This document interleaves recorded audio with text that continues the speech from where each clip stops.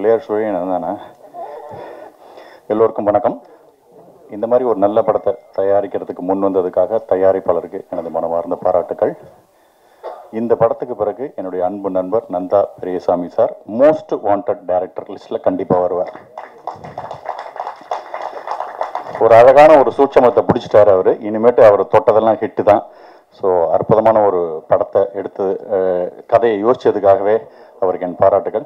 சில பேர் இந்த கதாபாத்திரம் பண்ணால் பொருத்தமாக இருப்பாங்க அப்படின்னு. இப்படி ஒரு நேர்மையான ஒரு விஷயம், ஒரு நேர்மையான விஷயத்தை பற்றி பேசுகிற ஒரு கதாநாயகன் அப்படின்னா தனிப்பட்ட வாழ்க்கையிலே ஒரு நல்ல அபிமானத்தோடு இருக்கக்கூடிய சமுத்திரக்கனி சார் நம்ம நினைவுக்கெல்லாம் வருவார். ஸோ அவர் இந்த படத்துக்கு மிக பொருத்தமான ஒரு தேர்வாக நீங்கள் பார்க்கும்போது உணர்வீங்க. அடுத்து பாரதிராஜா சார். பாரதிராஜா சார் வந்து ஆக்சுவலாக சிவாஜி சாரோட பேசிட்டு இருக்கும்போது ஏதோ சொல்லுவாங்களாம், நானும் ஆக்சுவலாக நடிக்கிறதுக்கு தான் சார் வந்திருந்தேன் அப்படின்ட்டு சொன்னப்போ சிவாஜி சார்கிட்ட, ஏண்டா உங்கள் ஊரில் கண்ணாடியே கிடையாதா அப்படின்னு கேட்டதாக சொல்லுவாங்க. பட் ஆனால் இப்போ சிவாஜி சார் இருந்திருந்தாருன்னா பாரதிராஜா சாரோட நடிப்பை பார்த்து சீரியஸாகவே உச்சி முகர் இன்னும் பொறாம கூட பட்டிருக்கலாம். அவர் அந்த அளவுக்கு அருமையான ஒரு பர்ஃபார்மன்ஸாக இருக்குது. மற்ற அனைத்து தொழில்நுட்ப கலைஞர்களும் அற்புதமாக பண்ணியிருக்காங்க. விஷால் சந்திரசேகர் சார் ஒரு பெரிய தரமான படத்துக்கு போடக்கூடிய ஒரு அற்புதமான ஒரு இசையை இதில் வழங்கியிருக்காரு. ரொம்ப அனைவரும் சிறப்பாக இருக்குது அப்படிங்கிறத நீங்கள் உணர்வீங்க. சில படங்கள் நமக்கு வெற்றியை தரும், சில படங்கள் சந்தோஷத்தை தரும், சில படங்கள் பணத்தை தரும், சில படங்கள் நட்பை தரும். இந்த படம் எனக்கு நிச்சயம் ஒரு பெருமையை தரும். இப்படிப்பட்ட ஒரு படத்தில் நான் நடிச்சிருக்கேன் அப்படிங்கிறது சின்னதாக இருந்தாலும் ரொம்ப மகிழ்ச்சியாக இருக்கேன். இந்த படத்தை பாராட்டுறதுக்காக எங்கள் குழுவை பாராட்டுறதுக்கு வந்த அத்தனை உயர்ந்த உள்ளங்களுக்கும் என்னுடைய நன்றிகள். மீடியாக்கள் இதை நல்லபடியாக மக்கள்கிட்ட கொண்டு போய் சேருங்க. மீடியாவும் மக்களும் இந்த ஒரு நல்ல தரமான படத்தை சிறப்பாக ஒரு இடத்தில் வைப்பார்கள் என்று நம்புகிறேன். நன்றி, வணக்கம். எல்லோருக்கும் வணக்கம். உண்மையிலேயே இந்த தருணத்தில் இந்த மேடையில் நிற்கிறத நான் வந்து ரொம்ப பெருமையாக நினைக்கிறேன். இந்த படத்தினுடைய அந்த பொம்மக்கா பாடல் நான் எழுதின பாடல். உண்மையிலேயே இந்த படத்தில் பணியாற்றியது நந்தா பெரியசாமி சாரோட நான் பணியாற்றியதுங்கிறது வந்து ரொம்ப பெருமையாக நினைக்கிறேன். ஏன்னா படமாக இது அப்படி ஒரு அற்புதமான ஒரு படம். இன்றைய மனிதர்களுக்கு தேவைப்படக்கூடிய ஒரு மெசேஜ் இருக்குது. மெசேஜ்னு ஒன்று நீங்கள் யாரும் இதாக வேண்டியதில்லை. ரொம்ப பிரமாதமான திரைக்கதைக்குள்ள ஒரு இன்றைய மனிதர்களுக்கு இன்றைய வாழ்க்கைக்கு தேவையான ஒரு செய்தி நமக்கு சொல்லக்கூடிய ஒரு படம், அழுத்தம் திருத்தமாக சொல்லக்கூடிய ஒரு படம். மிக நிச்சயமாக இந்த படம் வெளிவந்த பிறகு நந்தா பெரியசாமி அவர்கள் ஒரு மோஸ்ட் வாண்டடான டைரக்டர்ஸில் ஒருத்தராக இருப்பாருங்கிறது வந்து நான் உறுதியாக நம்புகிறேன். ரொம்ப அழகான ஒரு தருணத்தில் ஒரு பாட்டு வேணும் அப்படின்னு அவர் என்கிட்ட சொன்னார். அப்புறம் நானும் இசையமைப்பாளர் விஷால் அவர்களும் இயக்குனரும் பேசிகிட்டு இருக்கிறப்போ ஒரு கேட்சியாக ஒரு வேர்டு ஒன்று வச்சுக்கலாம் அப்படிங்கிறப்போ அந்த பொம்மக்கா அப்படிங்கிற அந்த வார்த்தை அதை ஒரு ஹூக்காக வச்சுட்டு கைவீசம்மா கைவீசுங்கிற அந்த ஒரு ரொம்ப பழைய ஒரு கிளாசிக்கலான ஒரு ரெஃபரன்ஸுக்கு எடுத்து கொண்டு வந்துட்டு ஒன்று பண்ணலாம் அப்படின்ட்டு பண்ணோம். திட்டமிட்ட மாதிரியே அந்த பாடல் வந்து குழந்தைகளுக்கு மிகவும் பிடித்த, எல்லாராலும் ரசிக்கப்படக்கூடிய ஒரு பாடலாக அமைஞ்சிருக்கு. நிச்சயமாக நீங்கள் எல்லாரும் தியேட்டருக்கு போய் இந்த படத்தை பாருங்கள். தமிழ் சமூகத்துக்கு மிக அத்தியாவசியமான படம். குடிநீரை போல் காற்றை போல் இந்த சமூகத்துக்கு அவசியம் என்று தேவைப்படக்கூடிய படங்களில் ஒன்றாக இந்த படம் இருக்குங்கிறத நான் மிக உறுதியாக கருதுகிறேன். இந்த வாய்ப்பை எனக்கு ஏற்படுத்தி கொடுத்த இயக்குனர் நந்தா பெரியசாமி அவர்களுக்கும் இசையமைப்பாளர் விஷால் அவர்களுக்கும் இந்த பாடலை மிக சிறப்பாக பாடிய திப்பு அவர்களுக்கும் என்னுடைய நன்றியையும் அன்பையும் தெரிவித்துக் கொண்டு உங்களிடமிருந்து விடைபெறுகிறேன். நன்றி, வணக்கம். பேசும்போதே அண்ணா 2 நிமிஷம் சொன்னார் ஒருத்தர். அவருக்கு ஒரு மகிழ்ச்சியான செய்தி ஒரே ஒரு நிமிடத்தில் முடித்துக் கொள்கிறேன். நன்றி, வணக்கம். அப்படியெல்லாம் போயிட மாட்டோம். ஏன்னா பாட்டு எழுதியிருக்கேன். எனக்கு 2021 ஒரு பாட்டு வரும், 2022 இன்னொரு பாட்டு வரும், 2024 ஒரே ஒரு பாட்டு கொடுத்துருக்காரு. வெற்றி கனி வெல்லும் கனி வீரக்கனி சாதனை படைக்கும் கனி சமுத்திரக்கனி. நல்ல கை தட்டுங்க. என்ன குறைஞ்சா போறிய? ஏன் இருக்கீங்க? அஜித் சாரோட திருப்பதியில் நடிச்சேன் ஒரு 100 நாள். ஆனா ஏப்பா இங்கிட்ட என்னப்பா 100 நாள் நடிச்சேன். அலட்டிக்கவே மாட்டார் நடிக்க. திருப்பதி படத்தில் வருவார், சாப்பிட்டு எடுத்துட்டு போயிட்டு வர. அவற்றையும் இவற்றையும் ஒரு ஒற்றுமை இருக்கு. அதே மாதிரிதான் டைரக்டர் என்ன சொன்னாலும் கடைநிலை ஊழியனையும் இயக்குனரையும் ஒரே போல் பார்க்கக்கூடிய ஒரு மாபெரும் மனிதன் சமுத்திரக்கனி. டைரக்டர் எனக்கு ஒண்ணுதான், கடைசி இருக்கணும். நீ உனக்கு என்ன போட்டா போட்டி போட்டி, நீ உனக்கு என்ன, உன் பேர் என்ன படிக்கிற? நான் அதை ரொம்ப ரசிச்ச இயக்குனரிட சொன்னேன். இந்த மேடையில் நிற்கிறது பெரிய சந்தோஷம். இங்க பாருங்க, வானத்தை போல வந்து உட்கார்ந்துருக்கு. அங்கிட்டு பார்த்தா பேராசிரியர்னா நந்தனம் காலேஜ் பேராசிரியர். எங்க மாதிரி பேராசிரியர்களே வியக்கக்கூடிய ஒரு ஆசிரியர்னா அண்ணன் ரெண்டு சாமி, ஒரு லிங்குசாமி, அங்க நந்தா பெரிய சாமி. ஹைகோ மன்னன் அண்ணன் லிங்குசாமி. ஒரே வார்த்தையில் சொன்னா நந்தாவை வெற்றிகளை விருதுகளை மூடி வைத்தவன், அந்த தாடி வைத்தவன். கதாநாயகனை நடிக்காம இயக்குனராக இருந்துட்டார் அண்ணன் சரண்ராஜ். சரண் ஏதோ சொல்லிக்கிட்டே போகலாம். அன்பு சகோதரி, உங்க நடிப்பை பார்த்தோம். என் தம்பி சிநேகன் பாட்டு எழுதினாவே வெற்றி தான். ஐயா, உங்களை இப்பதான் மேடையில் பார்க்குறேன், உங்களுக்கு நன்றி, எல்லாருக்கும் வாழ்த்துக்கள். இந்த படத்துல நடிப்புக்கு தேசிய விருது நான் நாளைக்குள்ளது இன்னைக்கே சொல்றேன். ஒரு சாமியார் மாதிரி ஒரு கவிஞர். நடிப்புக்கு தேசிய விருது அறிவிக்கப்பட்டு விட்டது. ஒளிப்பதிவுக்கு சுகுமாரு நீ 100க்கு 100 எங்க இருக்காரா, அதுக்கு அறிவிக்கப்பட்டு விட்டது. நடிப்புக்கு 100க்கு 100 அறிவிக்கப்பட்டது திரை தேசிய விருது. இயக்குனருக்கு ஒரு 4-5 விருது அறிவிக்கப்பட்டது. விஷால் சந்திரசேகரன் உங்களுக்கு தெரியும், வினாடி நேரம் கூட இல்லாம பிரமாதம். அவருக்கு வீணையா பிறக்க வேண்டிய விஷால் சந்திரசேகரன் பிறந்துட்டான். அவள் அந்த பாட்டை கேட்டா தெரியும். இதுல எல்லாருக்குமே தேசிய விருது. சத்தியமாக தமிழ் கவிஞன் சொல்றேன், நாளைக்கு நீங்க சொல்லுவீங்க, நான் சொன்னா பழிக்கும், நிச்சயமா நடக்கும். ஒரே ஒரு தேசிய விருது சந்தேகமாக இருந்துச்சு. அதுல இந்த பாடவாசி அருமையான பாடு ஏஆர் ரகுமான்கிட்டே பாடி வச்சிருக்காரு. தயாரிப்பாளர்களே சந்தோஷமா நீங்க இருங்க. கோபாலகிருஷ்ணன் தயாரிப்பாளர்களே பெட்டி பெட்டியா வரப்போகுது, கொட்டு கொட்டும் படம் கொட்ட போகுது. அங்கிட்டு அங்க பாருங்க, ஒரு ஹீரோ மாதிரி ஒரு ப்ரொடியூசர் ஓரமா சிகப்பு சட்டை போட்டு அஜித்துக்கு அடுத்த தம்பி மாதிரி இருக்காரு. எந்திரிங்கண்ணே, எந்திரிங்கண்ணே, வணக்கம் போடுங்கண்ணே. அவர் தயாரிப்பாளர் நடிகர் அவரு. அம்மா பாரு எப்படி ரசிக்கிறாங்க. சில பேர் அப்படியே உட்காந்துருப்பாங்க. அப்புறம் என்னத்த அப்புறம் சொல்ற, ரசிக்கிறாங்க தாய். அதான் கரை சரஸ்வதி. இதுல ஒரே ஒரு இடத்துக்கு ஒரு கவிஞர் அருமையா பாட்டு. வானம் தேம்பி அழுது நின்னா பூமி தாங்கி பிடிக்குமே, வண்டின் சிறகு பூக்களுக்கு கொடையை விரிக்குமே. ஒரு கவிஞர், வானம் தேம்பி அழுது நின்னா பூமி தாங்கி பிடிக்குமே, வண்டின் சிறகு பூக்களுக்கு குடையை விரிக்குமே, கரங்கள் முழுதும் பழங்கள் கொடுத்து, கரங்கள் முழுதும் பழங்கள் கொடுத்து மரங்கள் கர்ணனாகுதே. அந்த பாட்டுக்கு தேசிய விருது கொடுக்கலன்னா தேசிய விருது தப்புன்னு அர்த்தம். அந்த பாட்டை எழுதிய கவிஞர் இங்க தான் வந்திருக்காரு, அவர் தான் நான். நன்றி, வணக்கம். அனைவருக்கும் வணக்கம். இந்த வருஷம் நிறைய நல்ல படம் வந்திருக்கு. 2024 வழக்கமாக வந்து மலையாள படங்களை தான் எல்லாரும் நம்ம சவுத் இந்தியாவில் வந்து நம்ம பாராட்டிகிட்டு இருப்போம். ஆனால் இந்த வருஷம் தலை சிறந்த வாழை, லப்ரப்பந்து, அந்த மாதிரி பல நல்ல படங்கள் வந்திருக்கு. அந்த வரிசையில் நிச்சயமாக அந்த வரிசையில் தி பெஸ்ட் ஃபில்ம் அப்படின்னா திருமாணிக்கம். நான் வந்து திருமாணிக்கம் படம் பார்த்துட்டு நான் அன்னைக்கு நைட்டே வந்து நந்தா பெரியசாமிகிட்ட பேசினேன், லிங்குசாமிகிட்ட பேசினேன். நான் கொஞ்சம் எர்லியராகவே படம் பார்த்துட்டேன். எனக்கு என்ன எமோஷனோ அதே எமோஷன் கதை கேட்டுட்டு கூட வடிவுக்கரசி அம்மாவுக்கு வந்திருக்கு அப்படின்னு சொன்னா, இது நீங்க இந்த படம் சோகமான எண்டுன்னு மட்டும் தயவுசெய்து யாரும் நினைக்காதீங்க. இது வந்து டிராஜடியான எண்டெல்லாம் அந்த படம் கிடையாது. இது வந்து இந்த கிளைமாக்ஸ் வந்து யாராலையும் விவரிக்க முடியாது. நவரசம்னு 9 உணர்ச்சிகள் மட்டும்தான் இருக்கு. இதுல 10வது உணர்ச்சி ஒண்ணு. அந்த படம் நம்ம பாக்குற எல்லாருக்கும் நமக்கு என்ன ஆச்சு ஏதாச்சுன்னே தெரியாம நம்ம பேசாம சைலண்டா வருவோம். அதான் இந்த படத்தினுடைய வெற்றின்னு நான் நினைக்கிறேன். நிச்சயமா இந்த படம் பெரிய வெற்றி அடையும். இந்த படத்தினுடைய வெற்றி வந்து நம்ம நந்தா பெரியசாமிக்கு இந்த தயாரிப்பாளர்களையும் நம்ம கௌரவப்படுத்தல, தமிழ் சினிமாவை நம்ம கௌரவப்படுத்தணும் அப்படின்னு தான் நான் நினைக்கிறேன். ரொம்ப நன்றி, வணக்கம். சின்ன வயசுல அம்மா அப்பா ஆசிரியர்கள் எல்லாரும் வந்து நேர்மையா இருக்கணும்னு சொல்லி வளர்த்துருப்பாங்க. அதுக்கப்புறம் படிப்பெல்லாம் முடிச்சுட்டு வாழ்க்கையோட அந்த யதார்த்தத்தில் கால் எடுத்து வைக்கும்போது நேர்மைக்கு புறம்பா நடந்துட்டு இருக்கவங்க நம்ம கண்ணு முன்னாடி படிப்படியா மேலே உயர்ந்து போயிட்டு இருக்கிறத பார்த்துட்டு அம்மா அப்பா நமக்கு வந்து பொய் சொல்லிட்டாங்க, ஆசிரியர்கள் பொய் சொல்லிட்டாங்க அப்படின்னு ஒரு பெரிய பாதிப்பு ஏற்படும். நம்மளால தப்பு செய்யவும் முடியாது. நேர்மைக்கு புறம்பா பயிற்சி நமக்கு கிடையாது. நம்ம குடும்பத்திட்ட, நம்ம நண்பர்கள்ட்ட, நம்ம ஆசிரியர்கள், அது மாதிரி யாருமே தப்பு பண்ணி சொல்லி கொடுத்தது கிடையாது. அதெல்லாம் பெரிய வாழ்க்கையில் ஒரு தடுமாற்றம் ஏற்பட்டுக்கிட்டே இருக்கும். சரி, தப்பு பண்ணாத முயற்சி பண்ணால் கூட தப்பு பண்ணவும் வராது. சரி, எப்படி தான் வாழ்க்கையில் முன்னேறது, அது மாதிரி ஒரு தடுமாற்றம் இருந்துக்கிட்டே இருக்கும்போது இப்படி ஒரு படம், இந்த படத்தை பார்த்த பிறகு தடுமாற்றமே வராது யாருக்குமே. திருமாணிக்கம் படத்தை பார்த்த பிறகு நேர்மையா இருக்கிறது எவ்வளவு நல்ல விஷயம், நேர்மையா இருந்தா போதும், நேர்மையா இருந்து கிடைக்கிற ஒரு செல்வம், நேர்மையா இருந்து கிடைக்கிற ஒரு புகழ், நேர்மையா இருந்து கிடைக்கிற ஒரு வாழ்க்கை போதும் அப்படின்ற ஒரு பாடம் நமக்கு கிடைச்சிருக்கு. அப்படிப்பட்ட ஒரு படைப்பை கொடுத்த நந்தா பெரியசாமி அவர்களுக்கு வாழ்த்துக்கள். அவர் ஹிந்தியில நிரூபிச்சிட்டார்.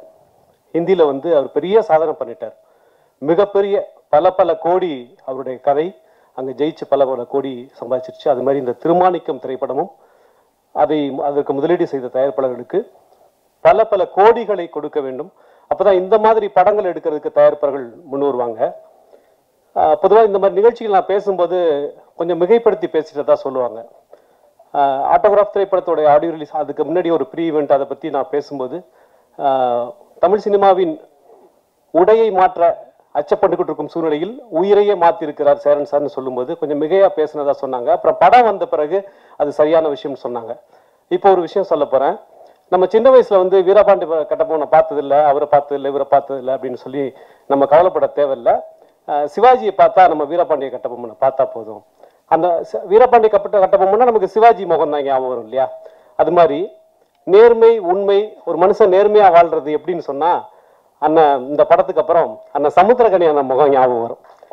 இது மிகைப்படுத்தப்பட்ட பேச்சு இல்லை. இந்த படம் வந்த பிறகு உண்மையில உங்களுக்கு தெரியும்.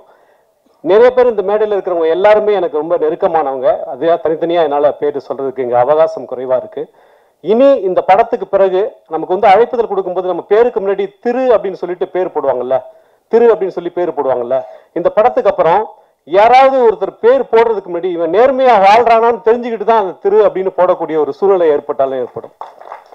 இந்த திருமாணிக்கம் மூத்தவங்களா இருக்கிறதுனால அம்மா வடிவகரிசி அம்மா பேரை மட்டும் நான் சொல்லிக்கிறேன். அம்மா கதை சொல்லிட்டாங்க, கதை சொல்லிடுவாங்க, எங்க சொல்லிடுவாங்களோ அப்படின்ற மாதிரி இங்க குழுவுக்கும் படம் பார்த்த எங்களுக்கு எல்லாருக்குமே ஒரு பதட்டமா இருந்தது. ஆனா நிச்சயமா சொல்றேன், படம் பார்க்காத யாருக்குமே ஒரு விஷயம் கூட புரியாது அம்மா சொன்னது. ஏன்னா அவங்க க்ளூ கொடுக்குற மாதிரி இருந்ததே தவிர நிச்சயமா இந்த படம் பார்க்கும்போது ஏற்படுற எக்ஸ்பீரியன்ஸ் ஒரு எக்ஸ்ட்ரீம் ஸ்டேஜ். இந்த படம் பார்த்துட்டு எல்லாருமே வாழ்க்கையில இனி நம்ம நேர்மையா தான் இருக்கிறோம் அப்படின்னு சொல்லி நீங்க ஒரு சத்திய பிரமாணம் எடுக்கிற அளவுக்கு இந்த படம் நிச்சயமா இருக்கும். நேர்மையோட டேஸ்ட் என்ன அப்படின்றது திருமாணிக்கம் கொடுக்கும். மீண்டும் மீண்டும் இந்த படம் மிகப்பெரிய கோடிகளை வசூல் செய்யணும்னா மக்களை நீங்கள் பிறகு பார்த்துக்கலாம், ஓடிடியில பார்த்துக்கலாம், அதுக்கப்புறம் பார்த்துக்கலாம் அப்படின்னு மாதிரி இல்லாம 27ஆம் தேதி தமிழ்நாட்டில் குடும்பமாக குழந்தைகளோடு ஒரு திருவிழா மாதிரி தமிழ்நாட்டை மாத்தணும். அதுக்கு திருமாணிக்கம் தயாரா இருக்கு, நீங்களும் தயாரா இருக்கணும். வாழ்த்துக்கள், நன்றி. இந்த படம் தயாரிக்கிறதுக்கு முன்னாடி கிட்டத்தட்ட நானும் ரவி சாரும் ஒரு 20 கதைகள் கேட்டிருப்போம். நந்தா பெரியசாமி கிட்ட ஒரு ஹீரோயினுக்கு கதை இருக்கான்னு கேட்டேன். அண்ணே எங்கண்ணே இருக்கீங்க? ஹைதராபாத்தில் இருக்கேன். சரி நாளைக்கு வாங்கண்ணே சொல்கிறேன் அப்படின்னா. அப்படி சுகுமார் சார் வந்தார் கூட. வேற ஒரு கதை இருக்குண்ணே அப்படின்னாரு. கதை சொன்ன உடனே ஒரு மணி நேரம் தான் அழுதுட்டேன். ரவி சாருக்கு ஃபோன் பண்ணேன். அவர் அடுத்த நாள் காலையில் வந்தார். வந்த உடனே இம்மிடியட்டாக ஒரு 1 டேல ஃபுல்லாகவே அசம்பிள் பண்ணிட்டு வந்த படத்தை. இந்த கதை கேட்டிங்கனாக்கா நேர்மை எல்லாருமே சொல்லிட்டாங்க. அதில் இந்த படத்தை பார்த்துட்டு எல்லாரும் நேர்மையாக வாழணுன்ற ஒரு கான்செப்ட் இதுக்குள்ளே இருக்குது. படத்தை பாருங்கள். Thank you so much. Bye. Tamil சினிமாவில் 25வது ஆண்டில் காலடி எடுத்து வைக்கக்கூடிய எனது அண்ணன் இயக்குனர் பாலா அவர்கள், இன்றைக்கு நான் உங்கள் முன்னாடி நடிகனாக நிற்கிறேன் என்று சொன்னால் இதற்கான அடையாளத்தை கொடுத்த எனது குருநாதர், அவருடைய 20 ஆண்டு கால தமிழ் சினிமாவில் அவர் ஆற்றிய பணிகளை பெருமைப்படுத்தும் விதத்திலும் அவர் இயக்கிய பனங்கான் படத்தினுடைய இசை வெளியீட்டு விழாவும் இன்றைக்கு வெகு விமர்சையாக திரையுலகத்தை சார்ந்த அனைத்து பேர்களும் கலந்து கொள்ளக்கூடிய ஒரு நல்ல விழாவாக இன்றைக்கு நடக்க இருக்கிறது.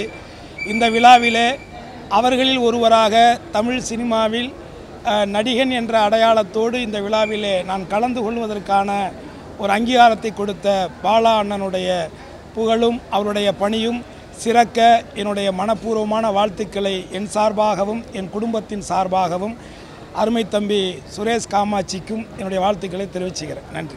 பத்திரிகை, தொலைக்காட்சி, ஊடக சகோதர சகோதரிகளுக்கும் மேடையில் அமர்ந்திருக்கக்கூடிய விற்பனர்களுக்கும் முன்னேற துடிக்கும் முன்னே வந்திருக்கக்கூடிய அத்தனை சினிமா சம்பந்தப்பட்ட அனைவருக்கும் எனது மாலை வணக்கம்.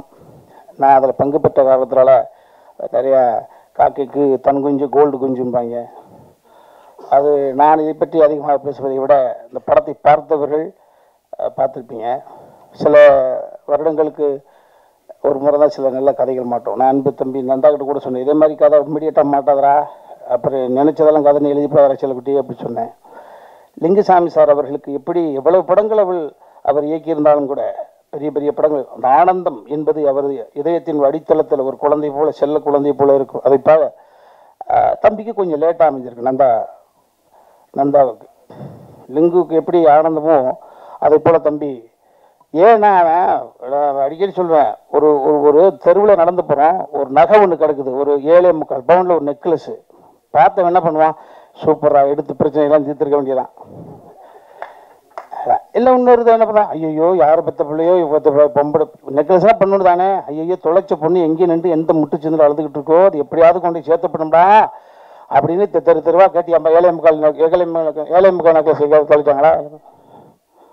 ஆனால் இவன் எப்படி தெரியுங்களா தம்பி, அதை அப்படியே பார்த்துட்டு அப்பா அந்த பக்கத்தில் போயிடக்கூடாதா அப்படின்னு. இளநிக்குள்ளே இருக்கிற தண்ணி மாதிரி எழுதாத கவிதை மாதிரி அவன். ஒரு செட்டில் ஒரு பேர்வேர்டு மருந்துக்கு கூட பயன்படுத்தாதான் சார். அந்த முடியை சொல்றதுக்கு கூட ரோமத்தை நீவிட்டீங்களா அப்படின்னு கேட்டான். மயிரை சீவிட்டீங்களான்னு கூட கேட்க தெரியாது. அந்த மாதிரி ஒரு அற்புதமான இப்படியெல்லாம் நல்லவனா இருக்க முடியுது. ஆனால் இவன் நடிக்கிறானா என்னடா, நான் பதட்டத்தோடவே பழகிறேன். இதான் அவனுடைய முதல் ஃபர்ஸ்ட் பதட்டத்திலே பழகிறேன். அப்போ நான் வந்து கனி எனக்கு முன்னால் நிறைய நாள் நடிச்சிருச்சே தம்பியோட அவருடைய எடை போட்டு பார்க்குற பொழுது ஒரு ஏன்னா கனி என்னால் செயற்கையாக முடியாது. அது எப்படி செயற்கை அடுத்தவன் காலேஜுக்கு விட்டு அமெரிக்கா போனது மாதிரி செயற்கை வாழ முடியாது. அதனால பார்த்து இவ்வளவு அற்புதமாக இருக்கிறான். ஓஹோ, அப்போ இவ்வேற்பட்ட சிந்தனை கொண்டவன், நல்ல பாசிட்டிவ் தாட்ஸ் இருக்கக்கூடிய ஒரு பிள்ளை வந்து முரட்டுத்தனமான வெற்றிகளை குவிச்சு நேரம் ஒரு 7-8 வீடு வாங்கிட்டு ஒரு 5-6 வீடு வாடகைக்கு வர விட்டுருக்கலாமே. என்ன பிரச்சனைனா வாடகை வீட்டில் இருக்கானே, இங்கே பிரச்சனை இருக்குது அப்படி யோசிச்சு பார்க்குறப்ப தான் தெரியுது. இல்லை 24 கேரட்னா அப்படியே கொடுத்துடணுங்க, செம்பு கலந்துடக்கூடாது, குறியாக இருந்தான். இந்த படத்தில் சரண் சார் அவர்கள் சொன்னதை போல எந்தெந்த இடத்தில் எந்தெந்த கதாபாத்திரம் இந்த கதையை நகர்த்துவதற்கு தேவையோ எங்களை போன்றவர்களையெல்லாம் அங்கே அடுக்கா கரெக்டாக வச்சுட்டு அந்த கமர்ஷியல் படமாக சொல்லணும்ல, பரிசுத்தமான கதை. அதை வெகுஜன மக்கள் குடும்பத்தோடு உறவோடு வந்து பார்ப்பதற்கு தகுதி கொண்ட ஒரு படமாக படிச்சிருக்காப்புல. கண்டக்ட் ஒண்ணுதான். ஹரிச்சந்திரன் நாடகத்தை பார்க்காமல் இருந்தால் காந்தியடிகள் நம்மளுக்கு கிடையாது. மல்லி கந்தசாமி முதலியார்னு ஒருத்தர் இருந்தார். அவரு தன் தந்தையுடைய இறப்புக்கு கூட மாறு வேஷத்துல வந்து தம்மு கடிச்சிட்டு போனார். இந்த உலகம் தன் சொந்த குடும்பத்தை வறுமையில் தள்ளிவிட்டு எத்தனை மகானுபாவம். 18வது வயசுல கம்யூனிஸ்ட் இயக்கத்தினுடைய தலைவர் வந்து தன் மகளை 18 வயசுல பார்க்கிறார். தலைமுறை வாழ்க்கையை வாழ்ந்துட்டு கம்யூனிஸ்டத்தினுடைய அந்த இயக்கத்துக்கு போறாரு. மகளை பார்க்க 2 பெண்ணு நிற்குது. அந்த பெண்ணு அப்பா நான் அவங்க பொண்ணுப்பா நான் அறிமுகப்படுத்துது. நிறைய பேர் அதை போல நீ நல்லவனா நடி. நான் நம்ம வாழ்க்கையில் என்ன, நான் இப்போ கடைசியாக இப்போ புரிஞ்சு நான் நல்லவனை சமீபமாக நான் நல்லவனை நடிக்க ஆரம்பிச்சிட்டேன். அப்போ தான் நல்லவனா ஆயிட முடியும்.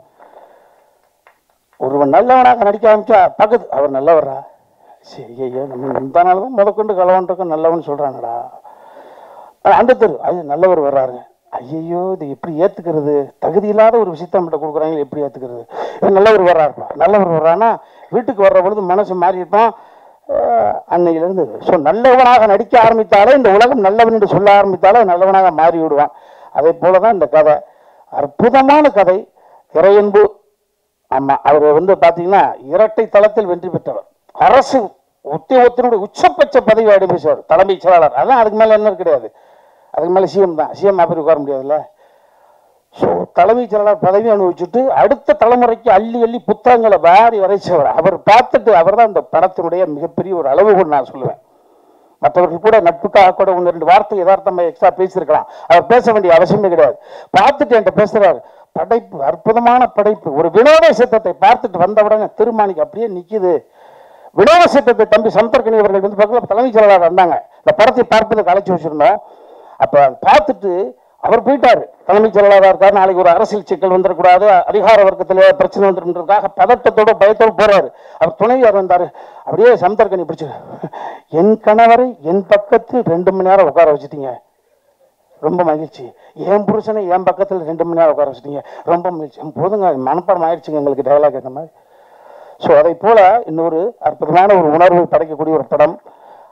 நான் அடிக்கடி சொல்லுவேன், கதை என்பது பண்ணிடலாம், அந்த கதையை யார் ஏற்று நடிப்பார், அந்த கதையோடு ஒன்றுவதற்கு தகுதி கொண்ட ரியல் இமேஜ் கொண்டது வேணும்.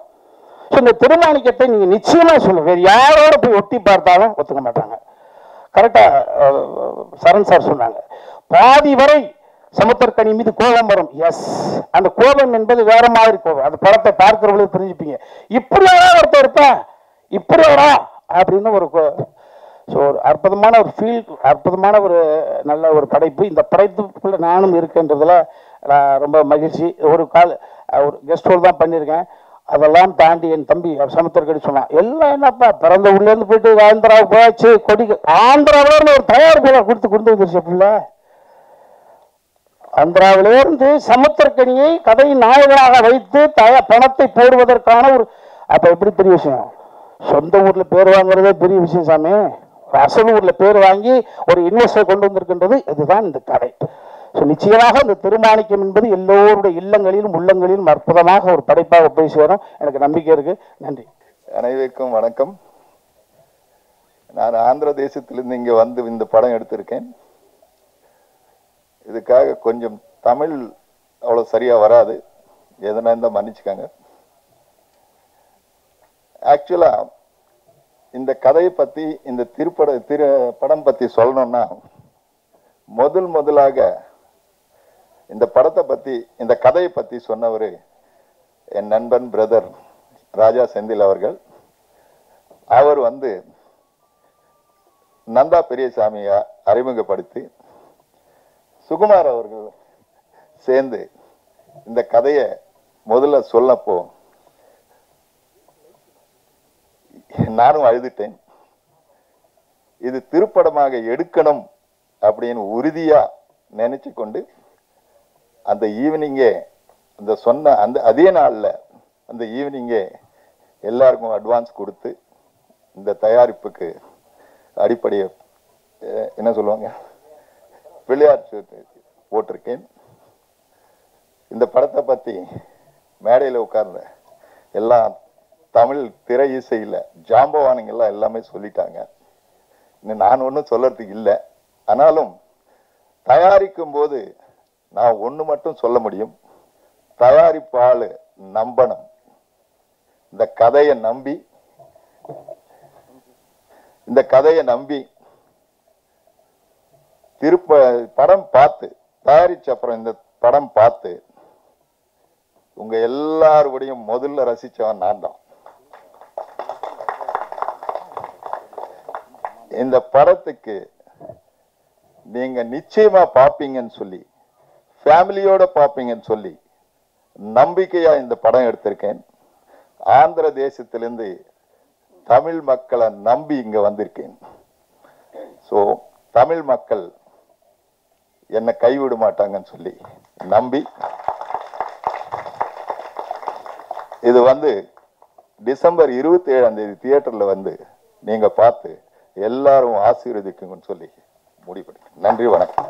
நம்ம ப்ரொடியூசர் எவ்வளவு இன்வால்வ் ஆகிட்டாருன்னா அந்த படத்தில், இந்த படத்தை எடுக்க ட்ரை பண்ணங்கிறப்ப திருப்படம்ட்டாரு, படத்துக்கே திரு போட்டார். தப்பாக பேசினாலும் தமிழ் அழகாக இருந்துச்சு அந்த வார்த்தையில். நந்தா பெரியசாமி, எனக்கு ரவிராதா. சென்னைக்கு வந்த டயத்தில் 18 சாரதாம்பாள் தெருன்னு அங்கே தான் நாங்கள்லாம் குடியிருந்தோம். நானும் வசந்தபாலன், பிருந்தா சாரதி, மணிபாரதி, மேக்ஸிமம் எல்லாமே டைரக்டர்ஸு, பாலசக்திவேல். அந்த ரூமுக்கு வந்துட்டு போனவங்க கூட டைரக்டர் தான். அது மிக முக்கியமான ஒரு அறை எங்கள் லைஃப்பில். நான் பிருந்தா சாரதி அசிஸ்டன்டாக சான்ஸ் கேட்டு வேலைக்கு போகிறதுக்கு முன்னாடி எதாவது பண்ணணுமே, எங்கள் பிழைக்கிறதுக்கு எதாவது பண்ணணும்னு சொன்னப்போ, கவிதையெல்லாம் எழுதுவான், இவனை கொஞ்சம் பாருன்னு சொல்லி என்னை யார்ட்ட அனுப்பி வச்சா அப்படின்னா, நந்தா பெரியசாமி கிட்ட குங்குமம் பத்திரிகையில் வேலை பார்த்து முடிச்சுட்டு உஷா பத்திரிகையில் வேலை பார்த்துட்டு இருந்தேன். அப்போ போய் பார்க்கறதுக்காக போனேன். பரபரப்புன்னு அப்படி ஒரு ஆள் நான் பார்த்துட்ருக்கேன். ஃபுல்லாக எல்லாரோடையும் அப்படி ஒரு பேச்சு, அப்படி ஒரு துருன்னு இருக்கான். நான் தள்ளி இருந்து பார்த்துட்டே இருந்தேன். நான் வந்திருக்கேன்னு தெரிஞ்சதுக்கு பிறகு ஒரு மதிய நேரத்தில் வெளியில் வந்தார். வந்துட்டு நான் போன அன்னைக்கு இன்னொரு நண்பர் வேலை கேட்டு வந்திருந்தார். இருந்தாலும் என்ன பண்ணிட்டாருன்னா, வேலை கொடுக்கல, எனக்கு அன்னைக்கு கொடுக்க முடியல. சாப்பிட்றதுக்காக எல்லாருமே போகிறாங்க பக்கத்தில் ஒரு ஹோட்டலுக்கு. அப்போ வந்து என்னையும் சேர்த்து கூப்பிட்டு போனார், வாங்க போய் சாப்பிட போகலான்னு சொல்லி. அன்னைக்கு போட்ட ஒரு சாப்பாடு இருக்குல்ல, நான் கூடவே நிற்கிறேன் எல்லாம் சொல்கிறது காரணம்னா, எந்த எதிர்பார்ப்பு இல்லாமல் அது சென்னையில் ஒரு நண்பன் முத பார்த்தப்ப கூட்டு போய் போட்ட அந்த சாப்பாடு இருக்குல்ல, அந்த நன்றி லைஃப் லாங் எனக்கு எப்பயுமே அது இருக்கும். அது மட்டும் இல்லை, பத்திரிகையில் இருந்தனால அவர் கொஞ்சம் எல்லா பக்கமும் நிறைய சம்பாதிப்பார், நிறைய அப்போ வந்து வேலை பார்த்துட்டு இருந்தார். நாங்கள்லாம் சும்மா இருந்தோம். அப்போ வந்து எங்களெல்லாம் கூப்பிட்டு போயிட்டு நான் ஆனந்தம் கதை பண்ணும்போது என் கூட டிஸ்கஷனுக்காக அவங்க அக்கா வீட்டில் மதுரையில் 48 நாள் ஒரு விரதம் மாதிரி அந்த ஒரு அறையில் உட்காந்து அந்த கதை பண்ணி அதை வந்து புக்காக பைண்ட் பண்ணி எனக்கு வந்து கூடவே இருந்து எழுதி கொடுத்து என் கூடவே இருந்தவர். அப்போ ஒரு சிலருக்கு வந்து பருத்தி வீரன் மாதிரி முதல் படத்துலேயே அமீர் சார் மாதிரி அப்படி பெருசாடி வந்துடுவாங்க, விக்ரமன் சார் மாதிரி புது வசந்தம், எனக்கு ஆனந்தம் மாதிரி. இப்போ மைனா பட டைரக்டருக்கு வந்து பார்த்தா ஒரு 5-6 படம் தேவைப்படுது. சமுத்திரகனி சாருக்கு 2-3 படம் தேவைப்படுது நாடோடிகள் எடுக்கிறதுக்கு. ஆனால் அந்த முயற்சி விடாமல் தொடர்ந்து ஓடிக்கிட்டே இருக்கிறது இல்லை. இது அப்படி இப்படின்னு சொல்லிட்டு நல்லா சொல்லுவான். எனக்கு என்ன, நான் முதல்ல அசிஸ்டன்ட் இருந்தப்பெல்லாம் நான் நல்ல கதை சொல்லும்போது என்ன பயமுறுத்துவான். நல்ல கதை சொல்கிறவங்களாம் எடுக்க மாட்டாங்க அப்படிமா, எனக்கு பதட்டமாக இருக்கும். அதே மாதிரி ஒரு நல்ல இடத்துல போய் அசிஸ்டண்ட்டாக சேர்ந்ததுக்கு பிறகு ஒரு பெரிய கம்பெனியில் சேர்ந்தான். அப்போ ரூமுக்கு வருவான், வந்துட்டு சொல்லுவான், நீங்களாம் ரூம் உள்ள உட்காந்து பேசுவீங்க, நாங்கள் ரூம் போட்டு பேசுவோம் அப்படின்பா. நீங்களாம் பார்க்கில் தான் உட்காந்து பேசுவீங்க, அந்த தீப் பார்க்கிலே ரூம் போட்டிருக்கேன்னு சொல்லுவான். பயங்கர கமெண்ட் அடிச்சுட்டு நட்புல அன்பா. இங்கே இந்த சென்னை வந்த புதுசுலேருந்து யாரோ என்னென்னமோ முயற்சிகள் இருந்துகிட்டே இருக்கும். ஒரு சிலருக்கு உடனே அமைஞ்சிருது, ஒரு சிலருக்கு வந்து அந்த தவிப்பில் ஒரு காலகட்டம் எடுத்துக்குது. அவனுக்கு நடக்க வேண்டிய எனக்கு ஆனந்தத்தில் நிகழ்ந்தது, நாடோடிகளில் சமுத்திரகனி சாருக்கு நடந்தது, பருத்தி வீரனில் அமீர் சாருக்கு நிகழ்ந்தது வந்து அவனுக்கு இந்த படத்தில் நிகழ்ந்துருச்சு. நான் கூட ஒரு நட்புனால வந்து நல்லா இருக்குன்னு நினைக்கிறோமோ, நல்லதா இருக்கா அப்படிங்கிற மாதிரி சந்தேகம்லாம் இருந்துச்சு. அந்த சந்தேகத்தை சமீபத்தில் அமீர் சார்லேருந்து ஆரம்பித்து சரண் சார்லேருந்து Sasi sir, Balaji sir, A L Vijay எல்லாம் படம் பார்த்து நான் விடாமல் தொடர்ந்து ஒவ்வொருத்தங்களும் சொல்லும்போது நிஜமாக தான் சொல்கிறாங்களா, நட்புக்காக சொல்கிறாங்களா, எத்தனை வாட்டி கேட்டாலுமே உண்மையாக தான் சொல்கிறாங்க. நேற்று பெரிய நம்பிக்கை வந்து பாலாஜி சக்திவேல் சார், ஏஎல் விஜய் எல்லாம் கொடுத்துட்டாங்க. இப்போ எனக்கு வந்து மணி சாருக்கு, சங்கர் சாருக்கு எல்லாருக்குமே இந்த படத்தை காட்டணும்னு இன்னும் பெரிய ஆர்வம் வந்துருச்சு. இன்னும் இது பெருசாக தூக்கிட்டு போகணுன்னு வந்துருச்சு. என்ன மாதிரி இந்த படத்துக்குள்ளே வேலை பார்த்தவங்க வந்து என்னென்னா, அவர் ஒரு நேர்மைன்னு சொல்கிறோம்ல, ஒரு நேர்மையான ஒரு ஆர்டிஸ்ட் இந்த படத்தில் சமுத்திரகனி. எனக்கு அவ்வளோ பிடிக்கும். மம்முட்டி சார் மாதிரி எனக்கு வந்து சொல்லுவேன் அடிக்கடி, நான் ஆனந்தம்னு 2வது பாட்டு எடுத்தேன்னா நீங்கள் வந்துடணும் முதலாளின்னு சொல்லுவேன். எப்பயுமே ஒரு பேசியே தான் இருப்பான் தொடர்ந்து. அவர் விசாரணை படத்தில் நடித்ததை பார்த்துட்டு அவரும் அந்த ரூமில் வந்து ஒரு அறையில் அவர் நடிப்பார். அதை பார்த்துட்டு நான் பேசின ஒரு என்ன ஒரு கம்பீரமாக இருக்கும். அது வில்லனா நடிக்கட்டும் இல்லை இந்த மாதிரியான கேரக்டர் பண்ணட்டும், பிரேம் வச்சா 100% அது வந்து அப்படி வந்து நிற்பார். அது அவர்கிட்ட அப்படி இருக்கும். அப்படி நடிச்சிருக்காங்க அந்த படத்தில். மிக அற்புதமான ஒரு நடிப்பு. அதே மாதிரி அனன்யாவும் வந்து அவ்வளோ அழகாக அந்த போன் சீன், முதல் சீன் என்னங்க சமைச்சு வச்சுருக்கேன், கதை சொல்லிட மாட்டேன் அப்படியே சொல்லி அம்மா வந்து அழகாக பேசிட்டீங்கம்மா, ரொம்ப இன்னசென்ட்டாக ரொம்ப அற்புதமாக இருந்துச்சுமா, நீங்கள் தான் தொடக்கம், ரொம்ப அழகாக இருந்துச்சு, ரொம்ப அற்புதமாக பேசுனீங்க. அப்படி வந்து அந்த சீனில் ரொம்ப நல்லா பண்ணியிருந்தாங்க. கேமராமேன் சுகுமார், எங்கள் கும்கி படம், இந்த படத்தில் வந்து கும்கியுடைய அந்த அந்த அமைப்பு இருக்குதுன்னு நான் நினைக்கிறேன். தெரியாமல் எங்கள் நடிகர் அவங்களும் வந்துட்டாங்க உள்ள. அவங்களுக்கும் சமுத்திரகனி சாருக்கும் அப்படி ஒரு கெமிஸ்ட்ரி இருக்கும் ஒவ்வொரு படத்துலையும். இந்த படத்தில் சின்ன கேரக்டர் ரொம்ப அழகாக பண்ணியிருக்காங்க. இந்த ப்ரொடியூசர்ஸ் தெலுங்குலேருந்து வந்திருக்குன்னு சொன்னாங்க. ரவி சார், செந்தில், நாங்கள் எம்ஜிஆர் நகர் ரூமில் இருந்தப்போ நடிப்பு சான்ஸ் கேட்டு வருவார் நம்ம செந்தில். என் படத்தில் இப்போ பண்ண வாரியரில் இப்போ ஒரு சீன் நடிக்க கொடுத்தேன் அந்த ஸ்டூடியோவில் பார்த்துட்டு. அந்த யசோதா படம் வந்து அவங்க பண்ணிட்டு இருக்க சம்மந்தா வச்சுட்டு ஒரு படம் பண்ணாங்க. அப்போ இந்த படத்தில் சம்மந்தப்பட்ட ஒரு சில காட்சிகளை வந்து ரொம்ப அழகாக எல்லாருமே எடுத்து சொல்லிட்டே இருக்காங்க. இந்த கதையை கேட்டு முடிச்ச உடனே நான் கோவா ஃபிலிம் ஃபெஸ்டிவலில் இருந்தேன். அப்போ லோகேஷ் கனகராஜ் அவங்க அசிஸ்டன்ஸ் எல்லாமே வந்திருந்தாங்க. நான் சும்மா வந்து எப்பயுமே ஒரு படம் வந்து என்னை பாதிச்சிச்சு, கதை பாதிச்சிச்சுன்னா நான் சும்மா சொல்லி பார்ப்பேன். அது சௌத்ரி சார் கூட அப்படி தான் இருப்பார்.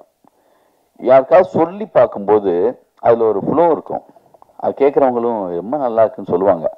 அது எப்படி தப்பாக எடுத்தாலும் சரியாக தான் வரும். அதான் சவுதி சார் 43, 44 புது டைரக்டர் இன்ட்ரடியூஸ் பண்ணது காரணம் என்னன்னா, அவர் கதையை நம்பினதுக்கு பிறகு கவலையே பட மாட்டார். நல்ல விஷயத்தை இப்படி எடுத்தானே எப்படி எடுத்தானே அவர் வரையா அப்படிம்பார். டைரக்டர் பக்கம் இல்லையா, யார் சொன்னாலும் தான் டைரக்டர் தான் சொல்லுவார் அவர். அது மாதிரி என்ன கஷ்டப்படாலும் சரி அந்த கதைக்கு எடுத்துக்கவே முடியாது. அது நான் சும்மா கிண்டல் கூட சொல்லுவேன். நான் விளையாட்டுக்கு ரவியை எப்பயுமே கிண்டல் பண்ணுவேன். அவன் சொல்லுவான், நான் ஆஸ்காராபடியே வாங்கி வந்தாலும் ரூமுக்கு வந்தாலும் நீயும் இருந்தாலும் கிண்டல் தாண்டே என்ன பண்ணுவீங்கன்னு சொல்லுவான். அது சும்மா ஒரு அன்பின் வெளிப்பாடு தான். இன்னைக்கு மகன்லாம் வந்திருக்காங்க. உண்மையான சரியான சந்தோஷத்தை பட வேண்டிய நேரம் வந்துருச்சு. அம்மாட்ட போய் சொல்லுங்க. எனக்கு சொல்லுவாங்க, அப்பப்போ ஒரு மெசேஜ் போட்டாங்க சமீபத்தில் கூட, ஓடிக்கிட்டே இருக்காருங்க, நிற்கவே மாட்டேங்கிறாரு, எப்போதான் அவருக்கு சரியாக நடக்கும்னு தெரியல. சிந்தனையெல்லாம் கதை பேசுறதுல கதை பண்ணுறதுலாம் அந்த நாலேஜ் பயங்கரமாக இருக்கும். ஹிந்தியில் ஒரு கதை கொடுத்து மிகப்பெரிய கதை ஒன்று கொடுத்தான் அந்த ஹிந்திக்கு கூட. அதனால மிக சரியான நேரத்தில் சேர்ந்துருவாங்க மட்டும் தெரியும். இந்த படத்தில் நம்மளால் என்ன பண்ண முடியும் அப்படிங்கிறப்போ எத்தனையோ படம் ரிலீஸ் பண்ணோம். நம்மளுக்கு இடையில எவ்வளவோ ஏற்ற இறக்கங்கள் பிரச்சனைகள் இருந்தாலும் இந்த படத்துக்குள்ளே இருக்கணும் அப்படின்ட்டு மாஸ்டர் பீஸ் இந்த படத்தை ரிலீஸ் பண்ணுது வெங்கடேஷ் சார். அவர் தான் கூட இருக்கார். சமீபத்தில் அது முக்கியமான 2-3 படங்கள் ரிலீஸ் பண்ணாங்க. இந்த படம் மிக முக்கியமான படமாக இருக்கும். எனக்கு ஆனந்த மாதிரி மிக அற்புதமான ஒரு விஷால் சந்திரசேகர் அவ்வளோ அற்புதமாக மியூசிக் பண்ணியிருக்காங்க. இந்த படத்தை பார்த்துட்டு பாராட்டின என்னுடைய எல்லா சக இயக்குநர்களுக்கும் நன்றி. இன்னும் இந்த படத்தை எவ்வளோ தூரத்துக்கு அழகாக கொண்டு சேர்க்க முடியுமோ அப்படி கொண்டு சேர்ப்போம். நீங்கள்லாம் இருக்கீங்க, உங்களிலேருந்து வந்த ஒரு ஆள் அவன். நீங்கள் கண்டிப்பாக இங்கே இருக்கிற ஒவ்வொருத்தங்களும் உங்களோட தான் அவன் சுற்றிட்டு இருந்தான், உங்களுக்கு எல்லாருக்குமே தெரியும். அதனால் மிக அழகாக இந்த படத்தில் பாடல் எழுதின சிநேகன், இது வரைக்கும் நான் ரொம்ப பிடிக்கும் அவரை. அவருடைய ஒவ்வொரு வரையும் ஒவ்வொருத்தனையும் சொல்லிகிட்டே இருப்பேன். இது வரைக்கும் என் படத்தில் அமையலை, கண்டிப்பாக கூப்பிடுவேன். கண்டிப்பாக என் படத்தில் அடுத்த படத்தில் கண்டிப்பாக எழுதிடலாம். அதே மாதிரி இளங்கோ சமீபத்தில் மிக மிக முக்கியமான படம் பொன்னியின் செல்வன். அந்த படத்தில் எழுதுறதுக்கு ஒரு பெரிய நான் எவ்வளோ பெரிய டீம் அதில் உட்காந்து ஒரு படத்தை ஒர்க் பண்ணுறதுங்கிறது பெரிய விஷயம். அவரும் மிக அற்புதமான ஒரு பாட்டு எழுதியிருக்காரு. ரிவான்சா, சுசில் சார் பெரிய சப்போர்ட். இப்போது எங்களுக்கு இந்த படத்தில் அடுத்தடுத்த படங்கள் பண்ணுறதுக்கு மிகப்பெரிய சப்போர்ட்டு. எங்கள் பிரதர் மாதிரி அவங்க எங்களோட இருக்காங்க. இந்த படத்தில் ஒரு குட்டி குழந்தைங்க, 2 பசங்க, ஷாம், எல்லாமே எல்லாருக்கும் யார் பேராவது விட்டுருந்தால் மன்னிச்சுக்கோங்க. எல்லாருக்கும் வாழ்த்துக்கள். மிக பெருசாக வரும். இந்த அமீர் சாருக்கு, நம்ம சமுத்திரகாந்த் சாருக்கெல்லாம் டைரக்டராக என்னெல்லாம் பேர் கிடைச்சதோ அந்த மாதிரியான பேர் உனக்கும் இந்த படத்து மூலமாக கிடைக்கணும். எனக்கு ஆனந்தம் மூலமாக கிடைச்ச அந்த பேரெல்லாம் உனக்கு கிடைக்கணும். அதுக்காக முழுக்க முழுக்க உன் கூடவே இருப்போம், லைஃப் லாங் இருப்போம்னு சொல்லிட்டு நன்றி, வணக்கம். எல்லோருக்கும் மாலை வணக்கம். எனக்கா எப்பவுமே குரல் கொடுப்பாரு, இப்ப குரல் கொடுத்து ஹெல்ப் பண்றாரு, நன்றிண்ணா. நான் 2 விஷயத்த நான் ஃபார்முலா வச்சிருக்கிறேன். ஒன்று புத்தர் சொன்ன உன் மனம்தான் விதி, அதுதான் நான் ஃபார்முலா வச்சிருக்கிறேன். இன்னொன்று ஓடிக்கொண்டே பிரார்த்தனை பண்ணுவோம். இந்த 2 தான் இன்ன வரைக்கும் ஓடுறதுக்கு ஒரு காரணமாக இருக்குது. இந்த திருமாணிக்கம் ஊர் கூடி இழுத்த தேர். இந்த வடத்தை எல்லாருமே ஒவ்வொரு கைப்பிடிச்சு ஹெல்ப் பண்ணியிருக்கிறாங்க. இந்த கதை முதல்ல நான் சுபாஷ் சந்திர போஸ், திருப்பதி சுபாஷ் சந்திர போஸ் சொன்ன உடனே எப்பயுமே என்னை திட்டிட்டு இருப்பாரு, என்னை பாராட்ட மாட்டாரு. முதல்ல பாராட்டு வாங்கி கொடுத்த கதையா அவர் நம்பி மேலே உடனே லிங்குசாமி சார்ட்ட கூட்டிட்டு போய் நீங்கள் இந்த கதையை சொல்லுங்கன்னு சொல்லி அன்னைக்கே அங்கே இருக்க டைரக்டர்ஸ் பன்னீர்செல்வம், பிருந்தா சார் எல்லாத்தையும் கதையை சொல்லி இது படமாக வேண்டிய கதை அப்படின்னு சொல்லி ஒரு பிள்ளையார் சொல்லி போட்டது அவங்க. அதுக்கு பிறகு சில பல காரணங்களால் காலதாமதம் ஏற்பட்டோம்னா ராஜா செந்தில் மூலம் ஜிபர் ரவிக்குமார் சார் இந்த படத்தை ஆரம்பித்தார். இன்னைக்கு இந்த படம் வெளியே வந்த ஃபர்ஸ்ட் காப்பி முடிகிற வரைக்குமே நிறைய பேர், குறிப்பாக சமுத்திரக்கன் என்னை என்னுடைய ட்ராக் ஸ்டோரி, என்னுடைய பின்னாடி இருந்த எந்த கதையுமே கேட்கல. உடனே நான் ஷூட்டிங் போங்க, நீங்கள் டயட் பண்ணுங்கன்னாரு. எனக்கு ஒரு பதட்டமாக இருந்துச்சு. அவருக்கு ரொம்ப பிஸி ஷெட்யூலில் ஒரு நாள் கிடைக்கிறது கூட கஷ்டம். 25 நாள் தொடர்ந்து கொடுத்து இந்த மாணிக்கத்தை திருமாணிக்கம் ஆக்கணும். முதல் பெருமை அவருக்கு தான். ஏன்னா என்னைய நம்பினார். அவர் கதை நல்லா சொல்லுவார், எப்படி எடுப்பார்ன்ற எந்த கேள்வியுமே கேட்காம என்னை நம்பினார். திருநார்மல வால்மீகி தான் கம்பராமன் எழுதினார். அந்த அடிப்படையில் என்னை நம்பி இந்த படத்தை கொடுத்த கணியனுக்கு ரொம்ப ரொம்ப நன்றி தெரிவிச்சுக்கிறோம். அப்புறம் அமீர் சார் எப்பயுமே நந்தா படத்தை முதல்ல காட்டுங்க நந்தா சார், காட்டுறக்குரிய படம் இருந்துச்சா உங்களை காட்டுங்க சார், அது வரைக்கும் காட்ட மாட்டேன்னு சொல்லிட்டே இருப்பேன்.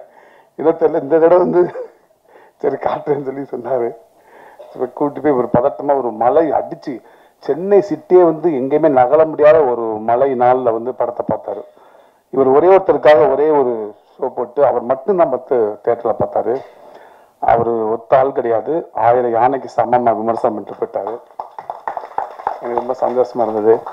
அப்புறம் இந்த தம்பிராமையான ரொம்ப என்கிட்ட அவர் அடிக்கடி சொல்லுவார், டே பெரிய பேர் பெரிய காரு பெரிய புகழெல்லாம் கிடைக்கல நினைக்காத, கடவுள் உனக்கு எதையுமே கொடுக்கல நினைக்காத, ஒன்று வந்து எடுத்துக்கலே தானே. உன் ஒய்ஃப் நல்லா ஆரோக்கியமாக இருக்காங்க, உன் பொண்ணு நல்லா படிக்கிறா, உன் பையன் பெரிய இடத்துல இருக்கிறான், இதுக்கு நீ சந்தோஷப்படுறா அப்படின்னு அடிக்கடி சொல்லுவார்.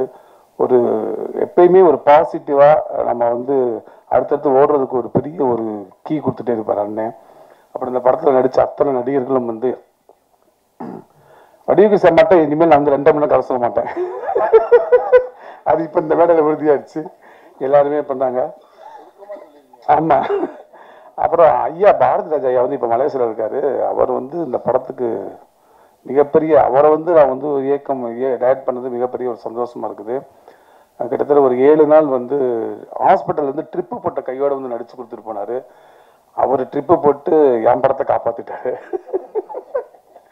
அப்புறம் கவிஞர் சினேகன், இளங்க கிருஷ்ணமூர்த்தி, அப்புறம் சொர்க்கோ, இப்படி எல்லாருமே அவங்க வரியிலாளர் படத்துக்கு வந்து ஒரு பெரிய ஒரு வாழ்வியலை கொடுத்துருக்காங்க.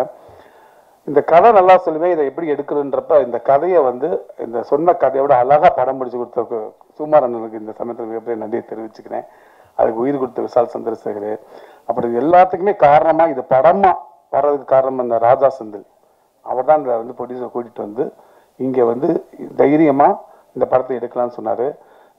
ஜிபி ரவிக்குமார் சார் அடிக்கணும்னு சொல்லுவார், நான் நிறைய கதைகள் கேட்டேங்க, அந்த கதைகள்லாம் எனக்கு நம்பிக்கை கொடுத்துச்சு, ஆனால் இந்த கதை மட்டும் தான் எனக்கு தைரியத்தை கொடுத்துச்சுன்னாரு.